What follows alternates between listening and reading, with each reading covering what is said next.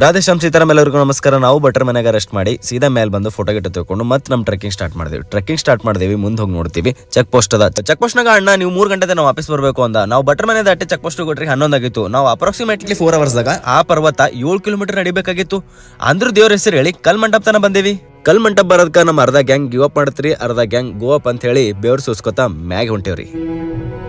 Finally 7 kilometres approximately 3.5 hours ನಾಗೆ ಮುಗಿಸಿ ಕಷ್ಟಪಟ್ಟು ಬೇವ್ರು ಸುರಿಸಿ ಕುಮಾರ್ ಪರ್ವತ ಪೀಕಿಗೆ ಬಂದೇವೆ. ಪೀಕಿಗೆ ಬಂದು ನಾನು ನಮ್ಮ ಅಣ್ಣ ಕುಚಿಕೋ ನೀನು ಚಡ್ಡಿ ದೋಸ್ತು ಕಣ ಕುಚಿಕೋ ಅಂತ ಹೇಳಿ ಸ್ವಲ್ಪ ರೀಲ್ಸ್ ಮಾಡಿ ಮಜಾ ಮಾಡಿದ್ವಿ.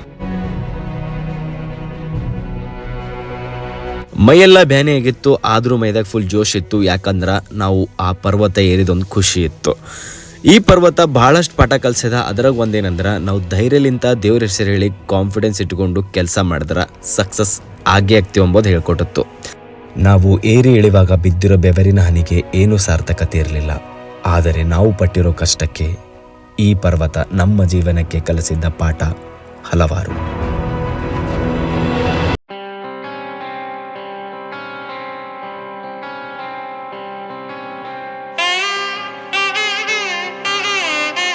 ನಮ್ಮ ಜರ್ನಿ ಇಲ್ಲಿಗೆ ಕಂಪ್ಲೀಟ್ ಆಯ್ತು. ಮತ್ತೆ ಬೇರೆ ವಿಡಿಯೋದಾಗ ಸಿಗ್ತೀನಿ ಅಂತ ಹೇಳಿ ಎಲ್ಲರಿಗೂ ಲೈಕ್ ಶೇರ್ ಅಂಡ್ ಫಾಲೋ ಮಾಡ್ರಪ್ಪ ಅಂತ ಕೇಳಿ ನಮ್ಮ ಮನೆಗೆ ನಾವು ಹೊಂಟೇವಿ. ಜೈ ಶ್ರೀರಾಮ್.